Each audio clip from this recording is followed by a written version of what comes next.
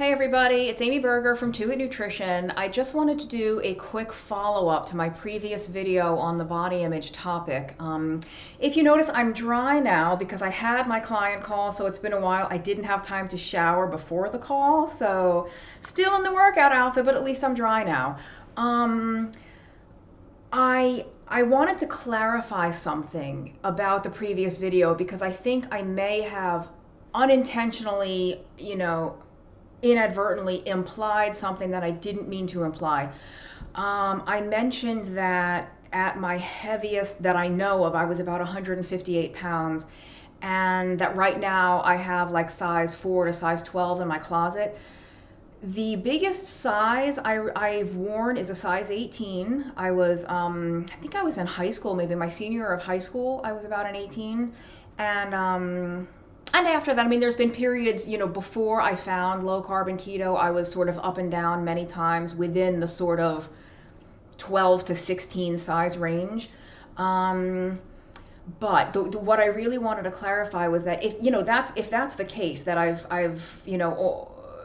my highest weight was about 158, and my highest size was about a US size 18. I did not mean to imply at all that I know what it's like to not fit in a chair that had, a chair with arms, or to not fit in a booth at a restaurant or a movie theater seat, or to need a seatbelt extender in a car or on an airplane. Um, I don't at all pretend to know what being that size is like. You know, there's a lot of stigma. We could do 800 million YouTube channels just on weight stigma and fat shaming alone. There's probably plenty of them already.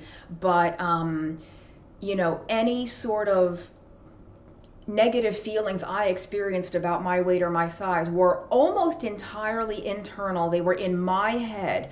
Only one time in my life, only once, did anyone make a comment to me, a negative comment about my body, and it was actually a total stranger. I was running. I was a chubby girl who was running, like, hello, I'm running, and someone actually yelled out of a car window a very derogatory comment about my size. So in that sense, I'm extremely fortunate. At my heaviest, my parents never said anything to me. My sister never said anything to me. None of my friends ever thought less of me, whether I was big or smaller. Nobody cared what my size was. They cared that I was Amy, and I was the Amy that they loved. So again, I just don't ever want anyone to think that we use the word privilege now a lot.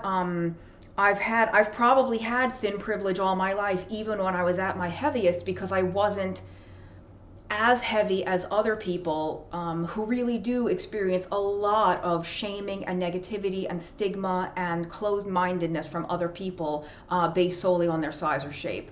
So I don't want to take away from the struggle that some of you may face on a daily basis. The difficulty of not just a world that was not built to accommodate a certain size, but especially from the bigotry and the negativity and the hatred and the total ignorance from other people. And the other thing I want to say is I made the comment in the previous video about how I was in the chair at the symphony, in the seat in the concert hall, and I was looking down at the spread of my thighs and my hips and how much space they took up, and the mashing of the fat as I sat. And it's like so ridiculous that I do that to myself, because I remember, I've mentioned in the past that I am a military veteran.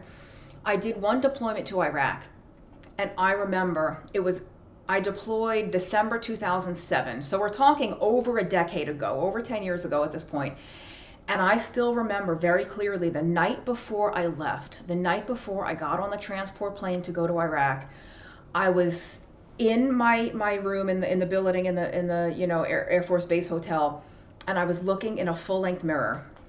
And I tried to remember what I looked like, and I tried to love and appreciate my body, because I knew that there was a chance that I would come home missing a leg, missing an arm, blind, deaf, disfigured in some way, disabled in some way, and that I had better really start being thankful for the body that I had 2 working arms, 2 working legs, 2 working eyes, the ability to stand up, the ability to run, the ability to smell and see and hear. So even to this day, you know, I do struggle with body image daily, but I also thank goodness have the emotional wherewithal and the awareness to be grateful for the body that I have, to be grateful that I can go to the gym and sweat, you know, that I do have legs and arms and eyes and ears, and not all of us are so fortunate. And I think, you know, if you are in a situation where you've become disabled in some way, or you're an amputee of some sort, you know, many of those people have the most resilient attitudes about it. They just get on with their lives. You know, maybe they require some counseling, they need some help with that emotional piece of it. But so I'm not trying to say that anyone is any less than anyone else if you are an amputee or if you do have some sort of disability. I just know that when you don't, those of us who are intact and have all our working parts and pieces, we better take some time to be really damn grateful for that, because that's something that not everybody has. So that's it for now. I just wanted to clarify that. I really felt like that was a big missing piece of that other video, and I don't want anyone to think, oh God, I can't believe, you know, how dare she, how dare Amy Berger, biggest she's ever been, size 18, how dare she try to talk about body image and say that, you know, she hates herself or whatever. She doesn't look in mirrors, you know, when she's never had whoever in her family tell her that she's fat, or that, you know, she's never been in a social situation where she couldn't fit into a chair. So we've all got our own struggles. Again, I don't know if I'll do more videos on this. I guess it depends on how popular or how meaningful the previous one and this one will be to my audience. But that's it. Again, my blog is 2itnutrition.com. You can check me out on Patreon, patreon.com/2itnutrition.